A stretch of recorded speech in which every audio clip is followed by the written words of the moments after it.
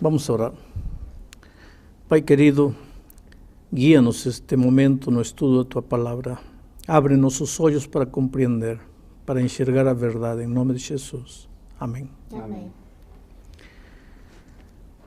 Uma das maiores mentiras do inimigo em nossos dias é o fato de que quando o homem morre, o corpo é levado ao cemitério e o espírito sai vagueando por aí, ou para reencarnar-se em outras formas de vida, ou para atormentar aos vivos, ou para ir penando, sofrendo aí pelo espaço. A mensagem de que o espírito do ser humano vive após a morte, hoje está sendo transmitida através da televisão, através do cinema, através da música, através das obras literárias. Os livros que mais se vendem hoje no mundo têm como tema central os espíritos desencarnados falando, fazendo coisas, agindo por trás da cortina dos seres humanos.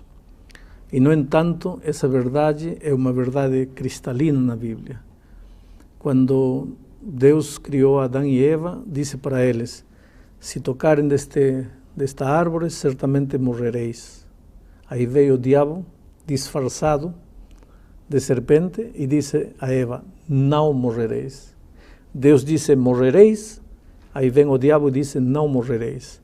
E a doutrina de que o homem não morre, de que a alma é imortal, é uma ideia, é uma filosofia de vida que está se espalhando pelo mundo. E eu acho que um dos maiores enganos dos últimos tempos do inimigo vai ser convencer a humanidade de que quando o homem morre, seu corpo vai para a terra, mas seu espírito sai e continua vivendo. No entanto, eu tenho algumas declarações bíblicas aqui que não admitem discussão nenhuma. Eclesiastés 12:7 descreve o que acontece quando o homem morre. Para entender o que acontece quando o homem morre, primeiro temos que entender o que aconteceu quando o homem foi criado.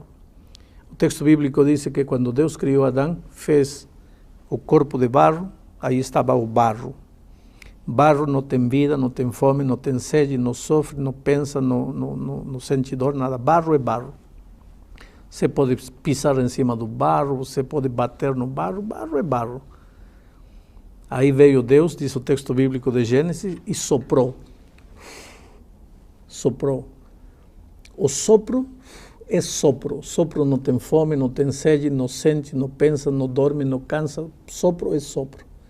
Mas o texto bíblico diz que quando o barro juntou-se com o sopro, aí apareceu a alma vivente, alma viva.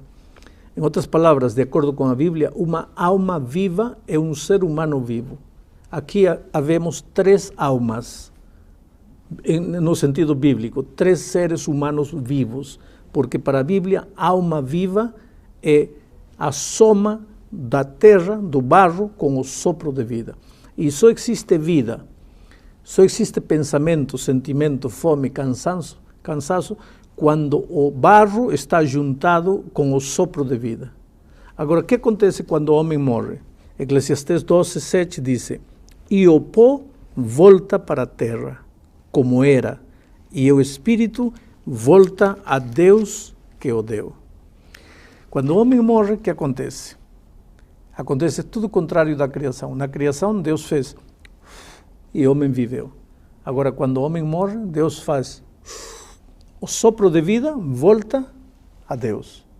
E o corpo, a gente coloca num caixão, leva para o cemitério, 50, 100 anos depois, abre o caixão, vai encontrar só pó. O pó volta ao pó. O sopro de vida volta a Deus. Então, onde está o espírito? Não tem espírito. Mas, coitado, o espírito de meu pai sofre. Não, isso não é bíblico. Porque só existe sofrimento, só existe dor quando o homem está vivo. Quando o homem está morto, o corpo vai para o cemitério e o sopro volta para Deus. E não existe nada no espaço, nada no ar. Eclesiastés diz mais, no capítulo 9, versículos 5 e 6, diz assim: porque os vivos, nós aqui, vivos, sabem que han de morrer. Nós sabemos que vamos a morrer. Mas os mortos não sabem coisa nenhuma, nem tampouco terão eles recompensa, porque a sua memória jaz no esquecimento. Amor, ódio, inveja, para eles já perecerão. Para sempre não têm eles parte em coisa alguma que se faz debaixo do sol. Versículo 10. Portanto, tudo quanto te vier à mão para fazer, faze-o conforme as tuas forças, porque no sepulcro para onde vais não há obra, nem projeto, nem conhecimento, nem sabedoria alguma. Então a Bíblia é clara ao afirmar que quando o homem morre, acabou. Essa ideia de que sai o espírito não é ideia divina. Pastor, como é que eu vou entender então aquelas pessoas que falam assim, olha, meu avô morreu e ele apareceu na minha casa, eu fui numa sessão espírita e ali então apareceu minha mãe, disse o que nós conversamos, falou o que eu gosto, o que eu não gosto. Eu vou achar então que essas pessoas elas estão inventando, elas são mentirosas, elas estão querendo me enganar com isso. Não viram foram nada, não viu nada.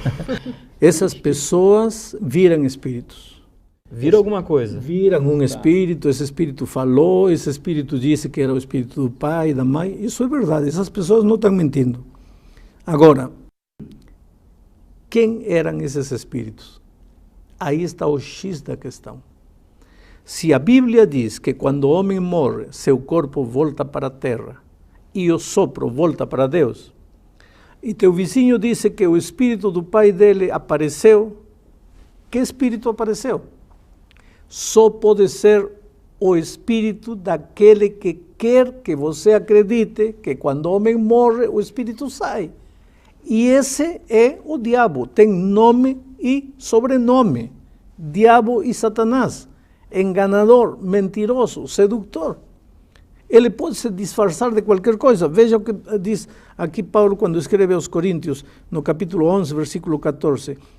E não é de admirar, porque o próprio Satanás se transforma em anjo de luz. Ora, se Satanás pode se transformar num anjo de luz, não vai se transformar num espírito de um suposto pai ou mãe para vir e te fazer acreditar que existe espírito, quando a Bíblia diz tudo o contrário. Então não importa se ele aparece como espírito bom ou espírito ruim, porque às vezes acontece de aparecer um espírito ruim. Isso aqui é um espírito ruim que vai fazer o mal, mas também numa sessão aparece o espírito que vai fazer o bem. Mas se aqui a Bíblia diz que pode aparecer até como anjo de luz, por que não pode aparecer como espírito de bem, espírito de mal, qualquer coisa? O assunto é enganar. Para o diabo não lhe interessa como vai se apresentar. O único interesse dele é te enganar, te manter com os olhos fechados. Pastor, mas por enquanto a gente está citando exemplos aqui de pessoas, atualmente, né? Pessoas que foram e viram, enfim. Mas na Bíblia eu já li um verso, já li um texto dizendo que um rei de Israel, Israel é o povo de Deus, o rei Saul, quer dizer, através de uma mulher, ele conseguiu se comunicar com o profeta Samuel. Então, quer dizer, um registro bíblico sobre a aparição de um espírito Samuel, do profeta Samuel, né? Que já havia morrido. Pois é. Era o espírito do diabo vestido de espírito de Samuel. Por quê? Porque o rei Saul consultou com esse espírito de morto, Deus rejeitou, Deus tirou o trono do rei Saul e o entregou para outro. Ora, se ele tivesse falado com o profeta Samuel de verdade, por que Deus ia ficar tão chateado? Deus ficou chateado porque ele estava falando com um espírito demoníaco e Saul sabia, porque Saul conhecia a palavra de Deus, sabia que ele não podia consultar aos mortos pelos vivos. Portanto, Saul estava errado. E a Bíblia registra esse incidente de Saul como uma das passagens tristes da história de Israel. Pastor, Jesus contou uma parábola e que ele usou essa ideia de morreu, ainda estava lá pensando. Isso está em Lucas capítulo 16, ali a partir do versículo 23, fala assim: no inferno, estando em tormentos, levantou os olhos e viu ao longe Abraão e Lázaro no seu seio. E aí então clamando, e aí continua o texto, né? Isso aqui foi uma história contada por Jesus. Então, como é que eu vou entender isso daqui? Os dois estavam mortos, eles estavam se comunicando, eles estavam se vendo, né? Em primeiro lugar, você mesmo disse que Jesus contou uma parábola. Isto não é história, isto é parábola. Isto não é verdade, isto é uma alegoria. Parábola é uma figura que se usa para ensinar uma lição. Jesus, no contexto, queria ensinar a lição de que a única oportunidade na vida é nesta vida, é agora esta vida. Que depois desta vida não há mais oportunidade. Por isso conta uma parábola. Toma o que as pessoas acreditavam também em esses dias, o diabo já estava fazendo sua obra de engano, acreditavam que quando o homem morria, o espírito saía, um ia para o inferno, outro ia para o céu. Então Jesus pega essa história que eles contam, essa fábula que eles contam, e pega para ensinar uma lição. Mas esta própria parábola, para mostrar que não é realidade, tem algumas contradições interessantes. Por exemplo, o Lázaro e o mendigo falam, supostamente um está no inferno e outro está no céu. Espera um pouco.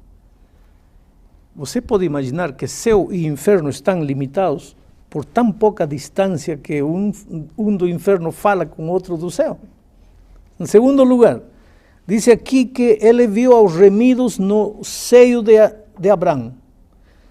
Quantos remidos há na história do mundo? Milhões e milhões. De que tamanho é esse seio de Abraão para que caibam aí todos os remidos do mundo? Evidentemente, esta é uma alegoria, esta é uma história inventada, esta é uma ilustração para ensinar a lição de que a única oportunidade para tomar decisões para o bem ou para o mal é esta vida. Pastor, eu queria que você respondesse uma pergunta para eu poder chegar no ponto que eu estou interessada em saber. Deus permite a atuação de Satanás de forma ilimitada na vida das pessoas? Em termos de tentação, enfim, para nos tirar do caminho. Deus permite que ele atue de uma forma ilimitada? Se Deus não permitiria, o diabo diria, ele vai se salvar porque você não deixa eu tentar ele. Agora, deixa-me tentar para ver como ele vai te trair. Porque esse assunto é um assunto muito complicado mesmo, porque veja bem, como o Elmar citou no começo, uma pessoa que acabou de perder o seu pai, a sua mãe, o seu marido, sua esposa, quer dizer, ele vai numa determinada sessão em algum lugar e fala com essa pessoa. A pessoa está emocionalmente totalmente envolvida. Então é uma tentação grande demais, assim. Mas o diabo se aproveita justamente disso para continuar enganando você. Porque a Bíblia é contundente em afirmar: o homem morreu, seu corpo foi para o cemitério e o sopro voltou a Deus, acabou. Até quando? Até o dia da volta de Cristo. Porque quando Cristo voltar, aí sim, ao soar da trombeta, os mortos em Cristo ressuscitarão. Aí sim haverá ressurreição. A Bíblia fala de ressurreição. A Bíblia não fala de espírito vagueando por aí. Pastor, mas mais uma questão, então. O senhor falou que todos vão ressuscitar no dia que Cristo voltar e aí sim que vão para o céu. Mas e como é que fica a história do ladrão na cruz? O ladrão que no seu último momento de vida entregou a vida para Jesus e Jesus respondeu para ele: hoje você vai estar comigo no paraíso. De onde está isso? Vamos procurar.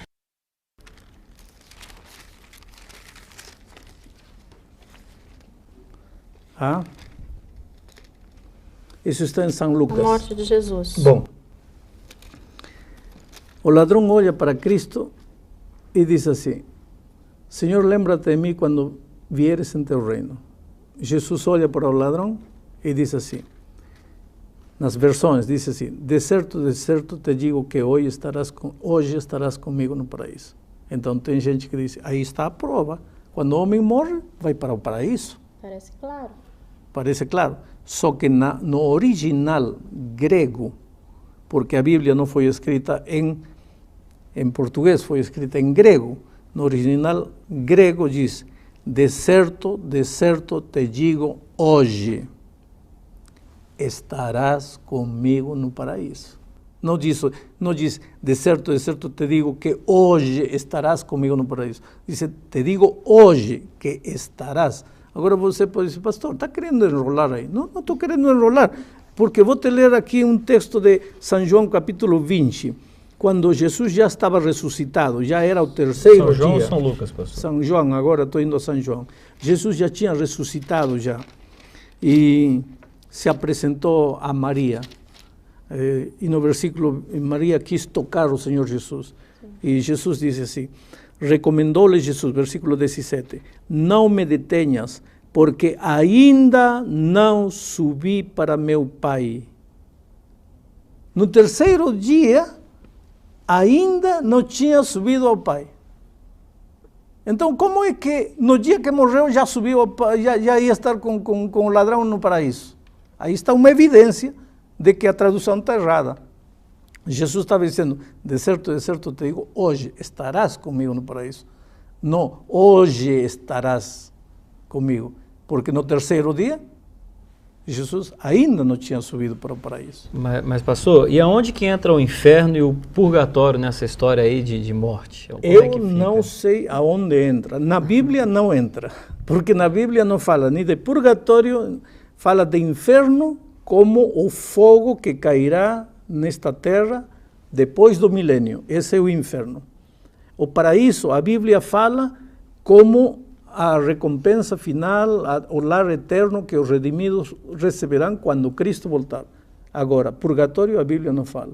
Essas ideias não são ideias bíblicas. Agora, será que Deus se importa tanto assim se uma pessoa estivesse mexendo com essa história de espírito, ele se importa tanto com isso assim ao ponto de falar assim, não faça isso? Existe alguma declaração bíblica para isso? Você está caminhando em direção da morte. Será que Deus se importa com isso?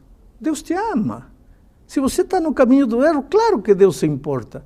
Se importa porque você não acredita como Ele ensina? Não, se importa porque te ama e você vai se matar caindo no abismo do erro. Porque a coisa mais preciosa para Deus é o ser humano. Mas sabe, pastor, é uma coisa meio complexa da gente acreditar, porque a vida do ser humano é uma coisa tão perfeita, né? Um mecanismo tão perfeito, a vida. E de repente você falar que a morte é simplesmente um sono.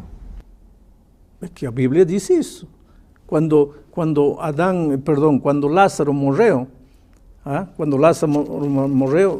as irmãs de Lázaro mandaram emissários a Jesus. Jesus vem, ele está doente. Quando Jesus chegou, já estava morto. E Jesus disse, olha, ele está dormindo, eu vou despertá-lo. E com isso, Jesus estava dizendo que quando ele voltar um dia, ele vai despertar a todos os que morreram em Cristo. Por isso, a grande esperança dos cristãos é a volta de Cristo, porque nesse dia eu sei que eu vou ver meu pai, minha mãe. Eu não preciso ir a uma sessão espírita hoje para conversar com meu pai, porque meu pai não existe neste momento. O corpo dele está na terra. Eu posso até levar uma flor, não porque ele vai ficar triste ou feliz. Eu posso levar uma flor porque vai me fazer bem a mim, porque em mim a memória de meu pai está presente.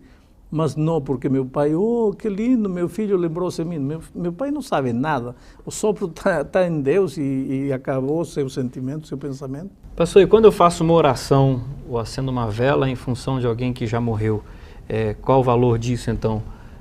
Não tem nenhum valor. Não tem nenhum valor porque tem gente que leva a comida que mais gostava meu finado, vai levar ao cemitério. Que interessa se gostava ou não gostava? Ele não sabe nada, ele não pensa nada, ele não sente nada. Mas o diabo quer que as pessoas acreditem que há espírito vivo. Agora, por que o diabo quer que você pense assim? Para que você não leve a sério esta vida. Porque se você acredita que depois de morrer ainda há vida, então pode desperdiçar esta vida que você vai ter outras oportunidades. Mas a Bíblia é contundente em afirmar que a tua única oportunidade é nesta vida. Eu quero te dizer, em nome de Deus, se você por algum motivo estava pensando de uma maneira contrária à palavra de Deus, é hora de você reavaliar, olhar o texto bíblico, pensar o que Deus quer te falar e com humildade de coração aceitar o plano de Deus para você. Não tenha medo de ir a um cemitério à meia-noite, que vão te fazer cadáveres mortos, terra, pó, pode fazer o quê? Mas os espíritos, que espírito? Não existe espírito. Os espíritos que andam por aí são espíritos demoníacos, não são espíritos de mortos. Que Deus te abençoe e você seja muito feliz aceitando as verdades bíblicas.